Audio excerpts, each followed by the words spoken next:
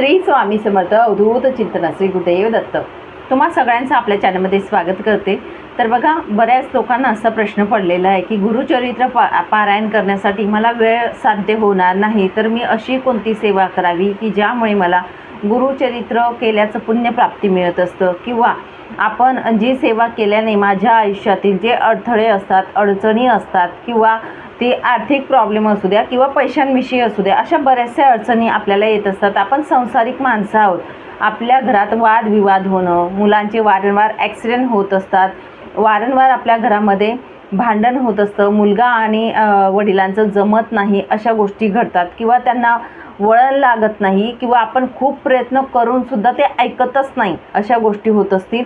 प्रयत्न करूनसुद्धा त्यांना नोकरी लागत नसेल, लग्नाचं विषयी जर म्हटलं तर लग्न करण्यासाठी सगळ्या काही गोष्टी योग्य आहेत, नोकरी आहे, घरदार सगळं काही आहे, तरीसुद्धा अडचणी येत आहेत, मुलगा मुलगीचे गुण जुळत नाही, अशा गोष्टी। तसेच संततीविषयी प्रॉब्लेम जर असेल की रिपोर्ट नवरा बायकोचे नॉर्मल असूनसुद्धा संतती होत नाही, म्हणजेच प्रखरमधला प्रखर पितृदोष असतो, त्यासाठी आपल्याला गुरुचरित्र पारायण करावं लागतं। तसेच आर्थिक प्रॉब्लेम जे असतात, म्हणजेच आपल्या घरामध्ये पैसा येऊन तो टिकत नाही, किंवा पैसा येतच नाही, आला तर तो स्थिर राहत नाही, अशा गोष्टी घडत असतात।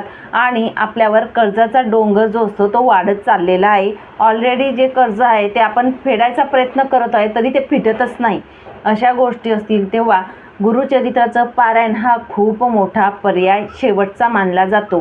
की आपल्या आयुष्यामध्ये जर अशा अडचणी असतील तर आपण गुरुचरित्राचे पारायण केल्याने आपल्या ह्या अडचणी दूर होत असतात। पण ज्यांना कुणाला गुरुचरित्र पारायण करणं शक्य नाही, तर गुरुपौर्णिमेनिमित्त तुम्ही गुरुचरित्र पारायण करूच शकत नाही, तुम्हाला वेळ साध्य होत नाही, तर आपण मात्र गुरुचरित्रामधील 2 अध्याय जे असतात ते नित्याने संकल्पयुक्त जर आपण केले तर नक्कीच आपल्याला फलप्राप्तीही मिळत असते, आणि आपले मार्ग जे असतात ते मोकळे होत असतात। ज्या अडचणी असतात त्या अडचणींना कुठेतरी मार्ग निघत असतो, आपले जे कष्ट असतात आयुष्यामध्ये त्या कष्टाला नशिबाची साथ मिळते, आपले पितृदोष जे असतात ते कमी होतात।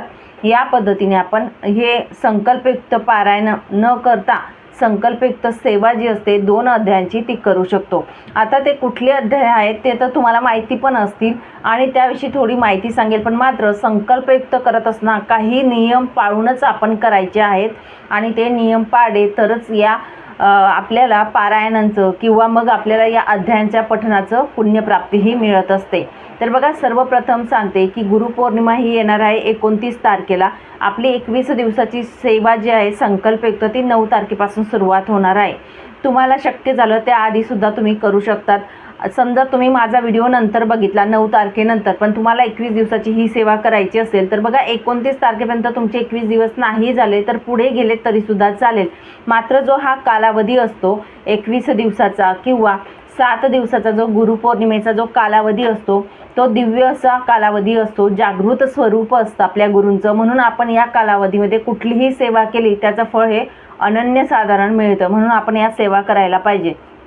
तर बघा, आपल्याला गुरुचरित्र ग्रंथामधील जे 2 मेरुमणी मानले जातात, आणि मुख्य म्हणजेच काय तर 14वा अध्याय, जो 14वा अध्याय आहे तो, आणि 18वा अध्याय जो आहे तो, हे 2 अध्याय जे असतात ते आपण पठण करायचे असतात। त्या अध्यायांचे पठणाने आपल्याला फलप्राप्तीही मिळत असते। गुरुचरित्र पारायण करायला वेळ नसेल तर नुसतेच हे 2 अध्यायसुद्धा आपण संकल्प करून जर पठण केले तर आपल्याला पुण्यप्राप्तीही मिळत असते, आणि संकल्प करूनच आपल्याला करायचे। जर तुमचे अडथळे दूर करायचे असतील तर बिना संकल्प तुम्ही दर गुरुवारी वाचन करू शकतात, अगदी दररोजसुद्धा वाचन करू शकतात, पण लवकरात लवकर तुम्हाला जर परिणाम बघायचा असेल तर निश्चितच आपण संकल्प करूनच करा, असं मी तुम्हाला सर्वप्रथम पहिल्या दिवशी महाराजांना आपण तिकडे साकडं घालावं, महाराजांच्या मंदिरात मठात जाऊन, किंवा नसतील तर आपल्या देवघरासमोर सुद्धा आपण महाराजांना सांगितलं तरीसुद्धा चालेल।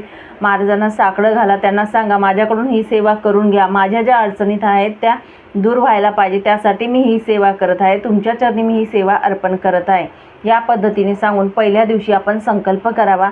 संकल्प व्यवस्थित करा। आता संकल्प कसा करावा तो व्हिडिओ मी नंतर टाकतेच तुम्हाला, पण संकल्प करत असताना तुमचं नाव, गोत्राचं नाव व्यवस्थित संकल्प आपण करावा। कोणती सेवा तुम्ही गुरुचरित्रातील कोणते अध्याय पठण करणार आहेत ते म्हणावे, आणि कोणत्या कामासाठी तुम्ही करत आहे ते सुद्धा तिथे सांगावं।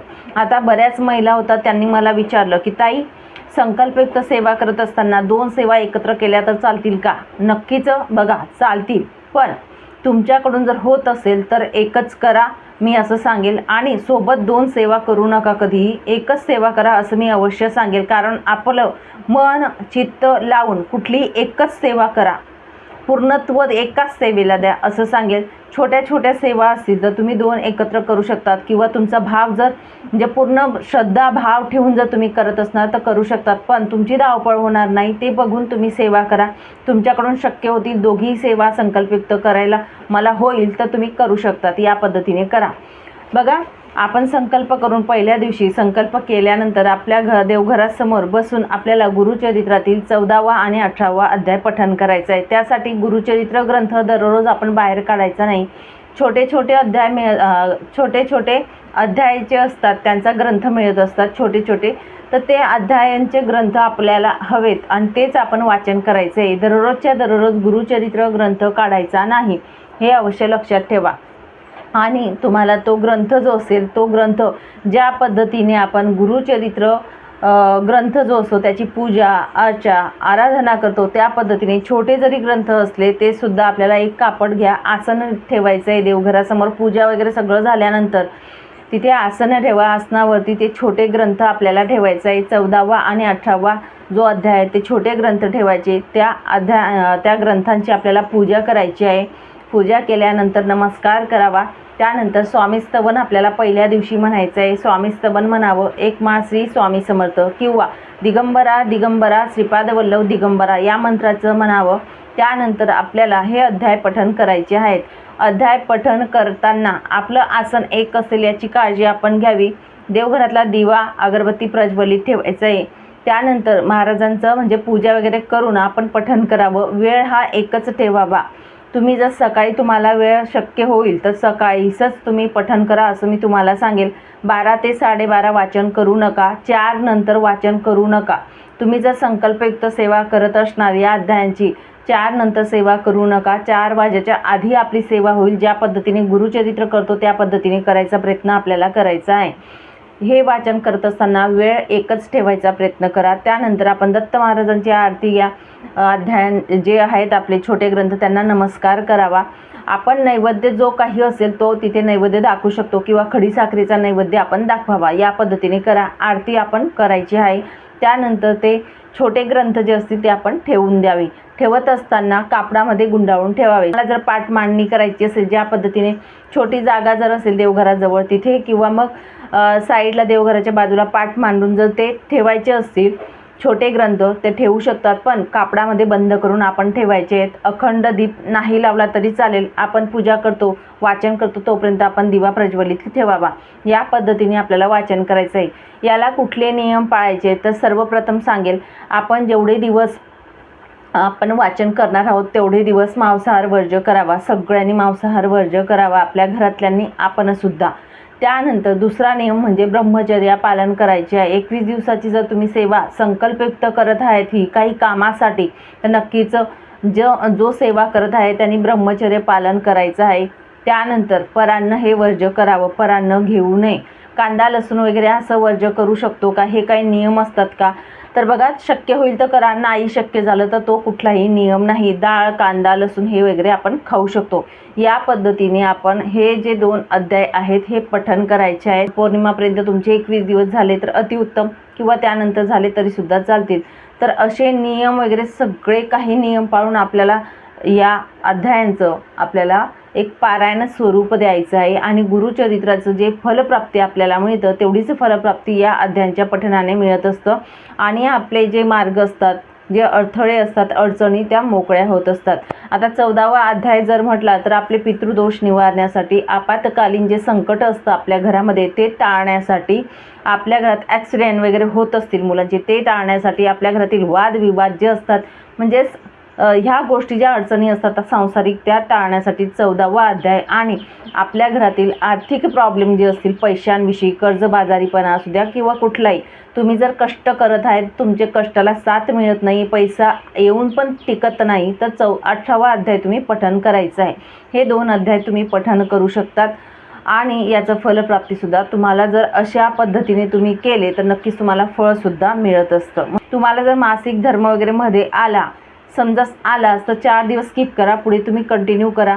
जर शक्य झालं तर तुम्ही मासिक धर्म जाऊ द्या, त्यानंतर 21 दिवस करा तरीही चालेल, या पद्धतीने करा. पण तुम्हाला जर अडचण आली मध्ये तर पुढे तुमचे 4 दिवस लांबतील, या पद्धतीने सुद्धा तुम्ही करू शकतात. चला, मग सांगितलेली सेवा खूप सुंदर आहे, नक्कीच करून बघा. अनुभव सगळ्यांना येत असतो, प्रत्येकाचे कर्मभोग हे वेगळे असतात, त्यामुळे अनुभव येण्यासाठी थोडा वेळ असतो. महाराज वेळ आल्यावर सगळ्यांना सर्व काही देत असतात, हे लक्षात ठेवायचं. श्री स्वामी समर्थ.